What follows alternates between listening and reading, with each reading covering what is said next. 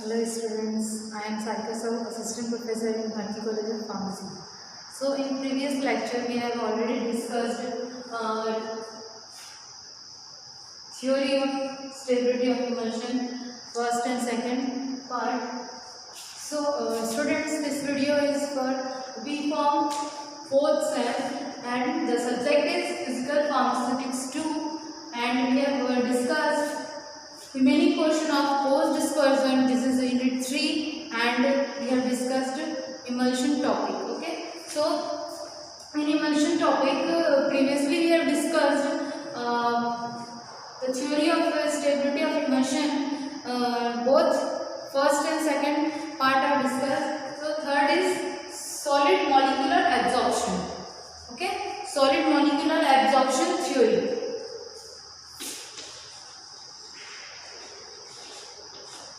So in this theory, solid molecular, okay, first phase we have recalled them. First is monomolecular layer theory. Okay, so one molecule are layered in one molecule, layered over in one molecule. Okay, and the second is multi-molecular absorption theory. ठीक है, one molecule over the surface बहुत सारे molecule जो हैं आके multi molecular layer form, ठीक है, बहुत सारे मॉलिक्यूल्स के लेयर एक मॉलिक्यूल के ऊपर फॉर्म करते हैं. ठीक है, that is multi molecular theory. Okay, next is the solid molecular absorption theory. ठीक है, इसमें क्या होता है कि सॉलिड, ठीक है, जो मॉलिक्यूलर एब्जॉर्प्शन हो रहा है किस लेवल पे, solid.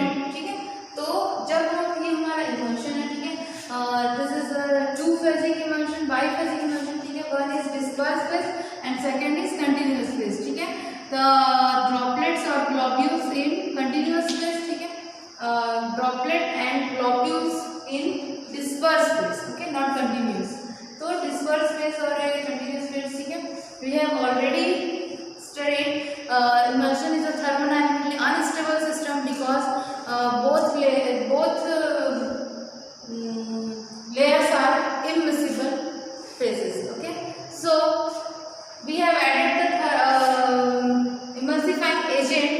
Emulsifying agents are those substances that are reduce the interfacial tension between the both two layer, that is disperse phase and continuous phase. Okay, so जब हम इसमें इमल्सिफाइंग एजेंट यूज करेंगे and add करेंगे, ठीक है, तो जब हम ऐड करते हैं इमल्सिफाइंग एजेंट तो सॉलिड इमल्सिफाइंग एजेंट हम यूज करेंगे. ठीक है, उस आप जो इमल्सिफाइंग एजेंट यूज करेंगे वो होगा सॉलिड. ठीक है, तो सॉलिड इमल्सिफाइंग एजेंट जब हम यूज करते हैं, ठीक है, तो जो कंटिन्यूअस फेज जो है उसमें जो हमारा इमल्सिफाइंग एजेंट है वो क्या करता है, इंक्रीज द विस्कोसिटी. ठीक है, the continuous phase have increase the viscosity.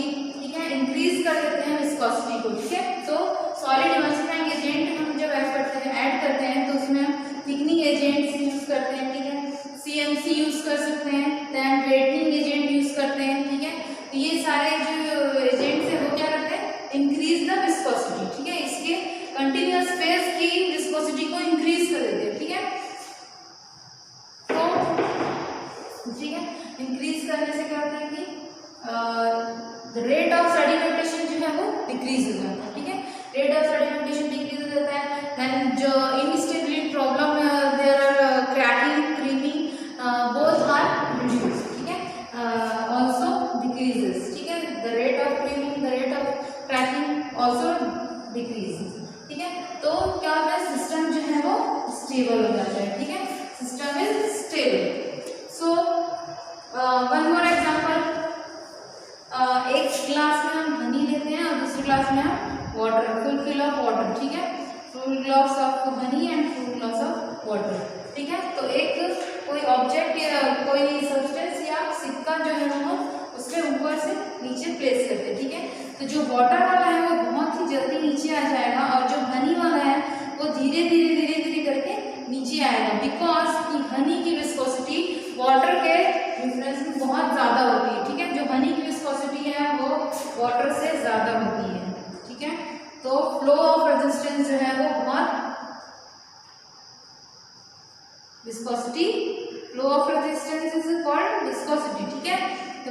Viscosity Honey की बहुत ज़्यादा होती है, ठीक है, रेजिस्टेंस जो हनी में होता है वो बहुत ज़्यादा होता है फ्लो में, ठीक है।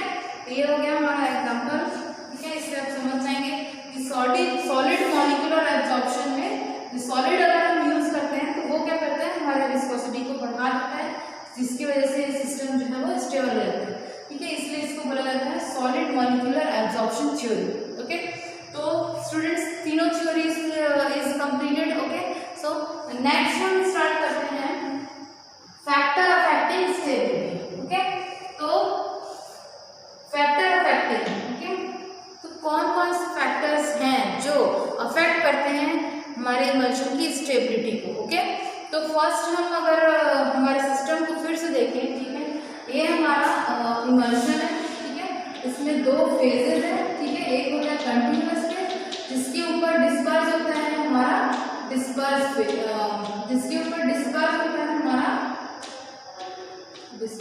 ग्लोब्यूल्स, ठीक है।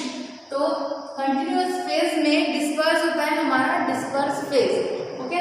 तो एक होता है डिस्पर्स मीडियम और दूसरा होता है डिस्पर्स फेज, या डिस्पर्स फेज दूसरा होता है कंटिन्यूअस फेज, ठीक है। तो ये दो फेजेस होते हैं, इसलिए इसको बोला जाता है बाइफेजिक, ठीक है। तो अब हम डिस्पर्स फेज के पार्टिकल साइज यानी कि ग्लोब्यूल्स या ड्रॉपलेट्स की बात करते हैं इन इमल्शन, ओके। तो फर्स्ट है आपका particle size is directly proportional to the stability, ठीक है। पार्टिकल साइज जो है वो डायरेक्टली प्रोपोर्शनल है किसके, स्टेबिलिटी के, ठीक है। तो इनडायरेक्टली प्रोपोर्शनल है स्टेबिलिटी के, ठीक है। दिस इज 1/, स्टेबिलिटी, यानी कि स्टेबिलिटी अगर बढ़ता है तो पार्टिकल साइज को कम रखना होगा, अगर पार्टिकल साइज बढ़ जाता है तो स्टेबिलिटी जो है कम हो जाएगी, ठीक है, because this is indirectly proportional, okay. Particle size are indirectly proportional to stability, okay, directly नहीं है, ओके, सॉरी, ओके। नेक्स्ट जो पार्टिकल साइज है, ठीक है, पार्टिकल साइज अगर हम इंक्रीज कर दें, ठीक है, तो क्या होगा, रेट ऑफ सेडिमेंटेशन बढ़ जाएगा, ठीक है।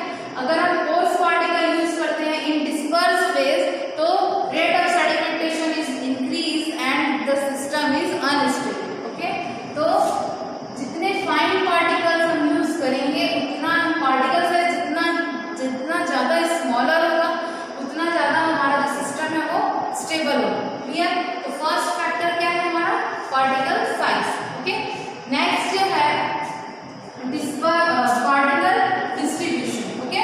So the particle distribution is,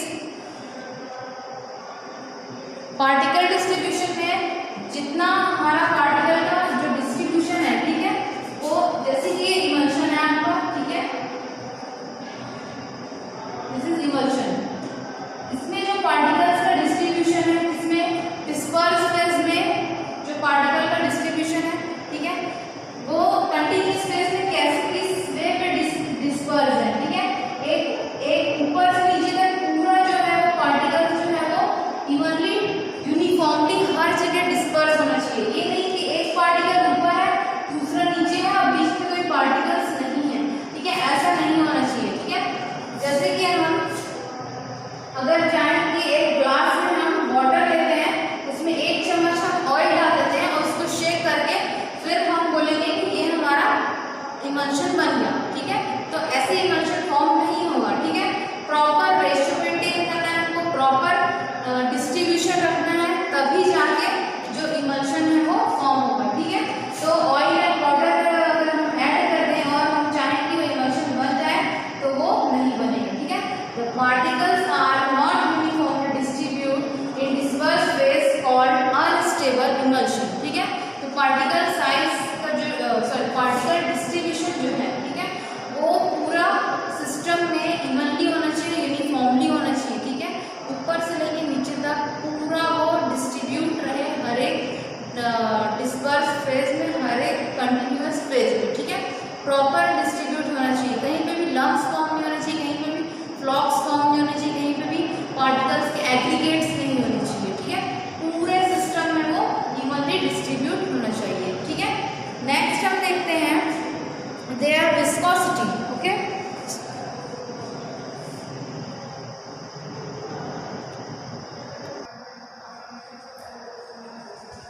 next factor affecting is viscosity.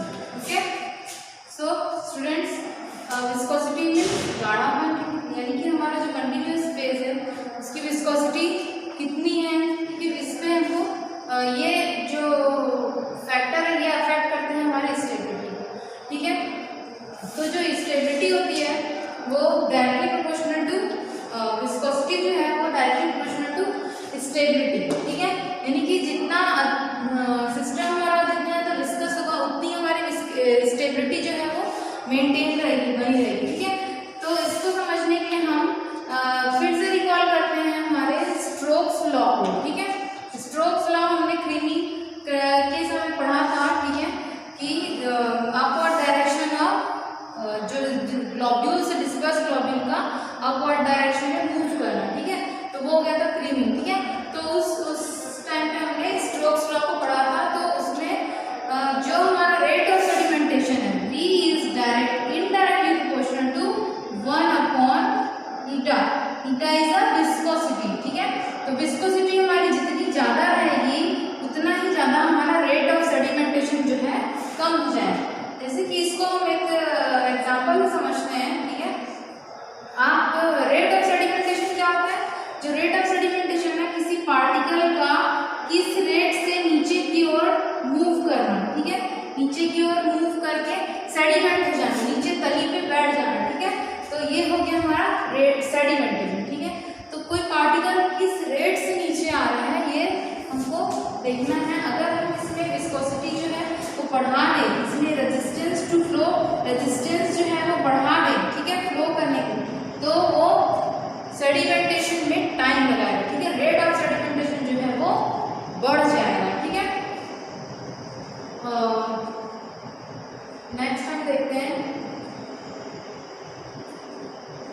Sorry rate of sedimentation जो है वो कम हो जाएगा अगर हम इसमें जो विस्कोसिटी है वो हमारे कंटिन्यूअस फेज के अंदर बढ़ा दें तो।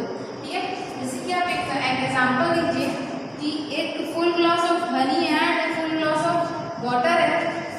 ठीक है, तो फुल ग्लास ऑफ हनी में आप सिक्का डाल दीजिए या कोई पार्टिकल डाल दीजिए। ठीक है, आप वो देखिए आप धीरे धीरे अपने रेजिस्टेंस टू फ्लो, अपने विस्कोसिटी के इंडेक्स के हिसाब से वो बहुत ही धीरे धीरे अपना सेडिमेंटेशन जो रेट है उसका बहुत ही कम हो जाएगा। ठीक है, तो वो धीरे धीरे आके सेडिमेंट होगा। ठीक है, वहीं अगर आप वाटर की बात करें तो उसमें सेडिमेंटेशन रेट जो है वो बढ़ा हुआ रहेगा क्योंकि इसकी जो विस्कोसिटी है बहुत ही कम है, उसमें कोई रेजिस्टेंस नहीं है उसको फ्लो होने में, तो जो सिक्का है वो तुरंत ही नीचे आके बैठ जाएगा। ठीक है, तो इन दोनों एग्जाम्पल से आप समझ सकते हैं कि जो विस्कोसिटी है वो डायरेक्टली प्रोपोर्शनल है स्टेबिलिटी से। ठीक है, तो दिस इज द विस्कोसिटी। ठीक है, viscosity is a factor affecting stability. ठीक है, नेक्स्ट फैक्टर जो है हमारा वो हम देखते हैं फेज वॉल्यूम रेशियो। अब यहाँ पे किन दो फेजेस की बात हो रही है?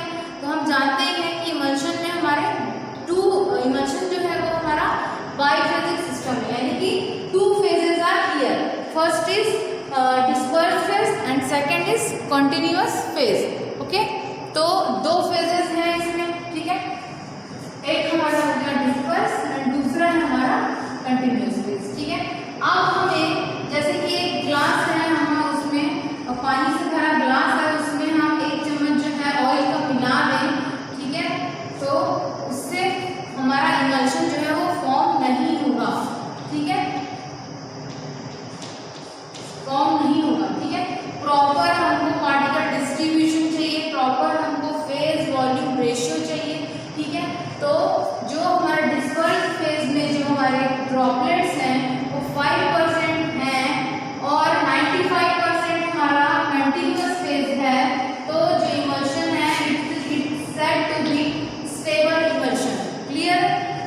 अगर 5% है एंड 95% है कंटिन्यूअस फेज, तो ये जो इमल्शन है वो होगा stable emulsion. Okay, but not then if 10% dispersed phase and 90% continuous phase is stable, 20% dispersed phase and 80% dispersed continuous phase is almost okay. Okay, and